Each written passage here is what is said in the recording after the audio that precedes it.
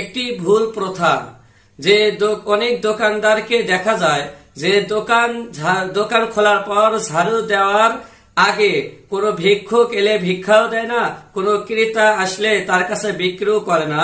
এই ভিক্ষুককে কোনো কিছু দেওয়া এবং ক্রেতাকে কোনো কিছু তার কাছে বিক্রয় করা ঝাড়ু দেওয়ার আগে, এটাকে কুলক্ষণ মনে করে থাকে।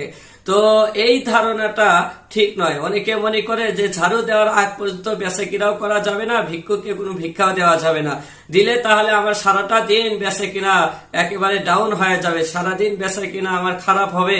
তো এই সমস্ত ধারণা রাখা ঠিক নয়। আপনি আপনার দোকান ঘর পরিষ্কার করতেছেন, ঝাড়ু দিতেছেন, এটা ভালো কাজ। তো অনুরূপ ভাবে একজনকে আপনি একটা জিনিস বিক্রি করে দিলেন, তার উপকার হলো, তো এটাও একটা ভালো কাজ। একজন ব্যক্তি ভিক্ষা নিতে আসছে, আপনার সামর্থ্য অনুসারে তাকে দান করলেন, এটাও ভালো কাজ। তো একটা ভালো কাজ করতে গিয়ে আপনি বাকি আরো দুটা ভালো কাজকে আপনি অবজ্ঞা করলেন এবং এর পিছনে একটা ভুল ধারণা নিয়ে রাখলেন, এটা ঠিক নয়। সুতরাং আমরা এই সমস্ত ভিত্তিহীন ধারণার থেকে বেঁচে থাকার চেষ্টা করব ইনশাআল্লাহ।